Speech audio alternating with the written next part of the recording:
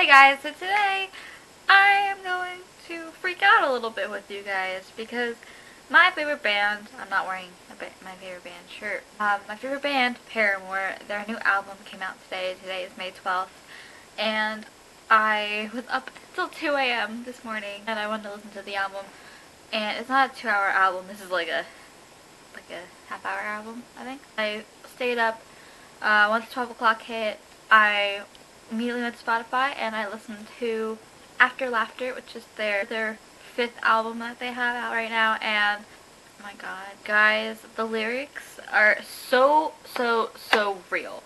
I was up crying last night because I was thinking about all the situations in which all of these songs could apply to in my life and in other people's lives around me, and I was like in full on tears. I was crying. Even though it was my first listen through of the album, I'm on my second listen through right now. Actually, I'm gonna go song by song because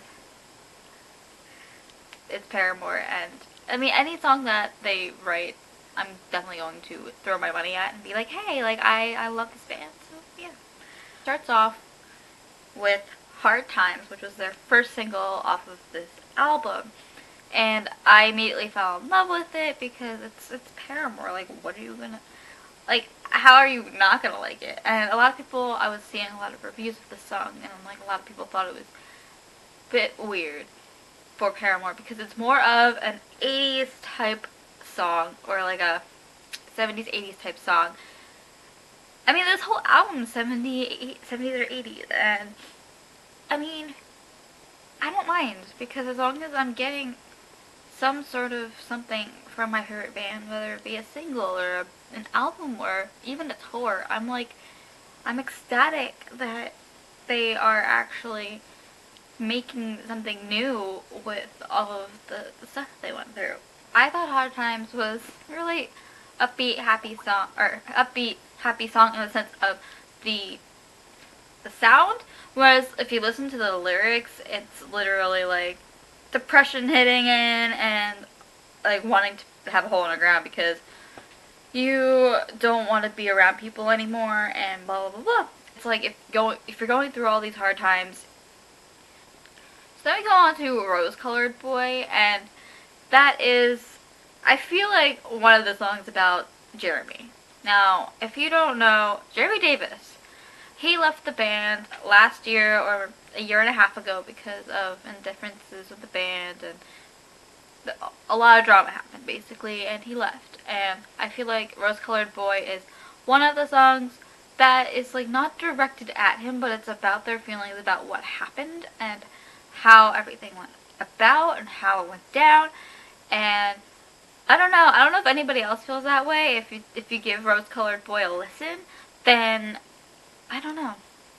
I think that it's kind of about him. I haven't really like fully listened to this album yet. I've listened to it once, but that was like this morning at 12 a.m. and I was stopping because new music, and Rose Colored Boy is like a really cool song. Like a lot of these songs are really upbeat because of their like the beat, but their tone is like really depressing.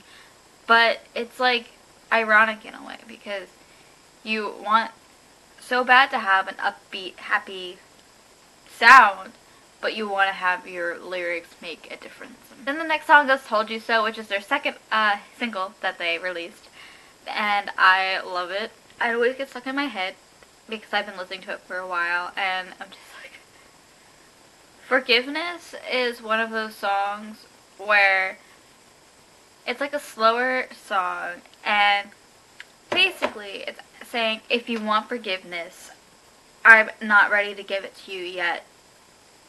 I'm not comfortable with giving it to you yet. That applies to my life in so many ways, and I absolutely love this song. It's like one of those songs where you can like go like this too, or you can slow dance to.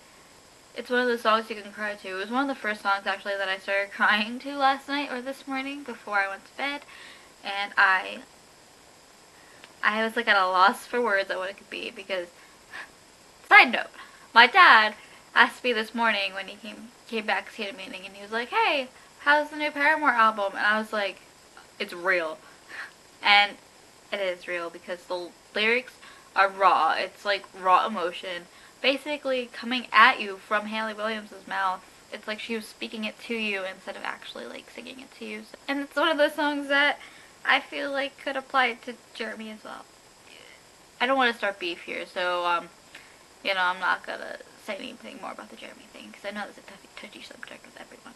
The next one is Fake Happy, and Fake Happy starts off like really slow. It's kind of like one of their interludes on the last album, the self-titled album Paramore. That's like the beginning, and then Fake Happy starts, and it's like upbeat until you're like, it's like basically like if you ever had to fake your emotions around somebody, like say you were really upset and you didn't want people to know that you were upset, so you hide your emotions and you basically pretend to be happy. It's like pretending to be happy when you're not really. That's Fake Happy. And the next one is 26, and it's actually like the number 26 is not actually spelled out. And this song is slower and it's beautiful. Her voice is raw. I love it. It made me cry. Like, it made me bawl this morning. I was trying not to like explode, but it's like talking about a time period in her life or somebody's life and where like everything slowly goes downhill, and yeah, it's just really pretty. It kind of brings me back to the time where they did like a singles club box set or something, and they had like 4 songs on the EP. It was like Monster, In the Morning, Renegade, and like Hello Cold World. And it reminds me of In the Morning a little bit. It's just so sad and so slow. God, I'm gonna cry. And the next one is called Pool, and basically it's like diving into emotions head first and not being able to hide them. At least what I took away from this. Like getting lost in the sea of those emotions instead of like stepping back for a moment. And this album is just making me cry. I love it so much, so much. The next song is Grudges. And this song is absolutely true because it's talking about like if you're holding, like you gotta let go of a grudge eventually. And I know for me it's hard for me to let go of a grudge because like I hold a lot of grudges. I have a hard time letting go of those grudges because I hold on to the past too much. And in grudges, I think it's basically trying to get you not to hold on to your grudges and to let them go a little bit so that way you can be more forgiving and stuff. The next one is Caught in the Middle, and Caught in the Middle is basically like being caught in the middle of your emotions and not knowing how to feel in a certain situation. And this song, oh god, I love it. I keep saying that I love it and like I'm not like critically giving it stuff, but like it's Paramore, I can't. This one's like, I feel like it's more like slower in the sense, but it's like got a beats in the back, and I like it. I don't know what else to say about the song. Like it's a good song. The next song is Idol Worship, and this one I was singing last night, and it's basically Hayley Williams screaming her emotions.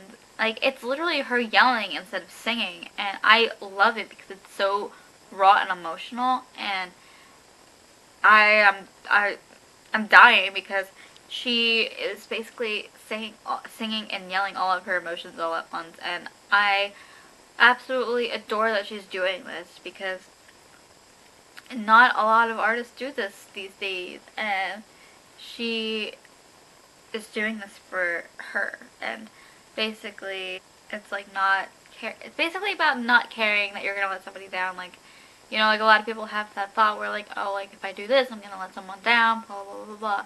Whereas she's like, I don't really care at this point. Like, I don't care if people worship you. Like, I'm not gonna let you get to me. And that's what she's trying to convey to people. I absolutely love it.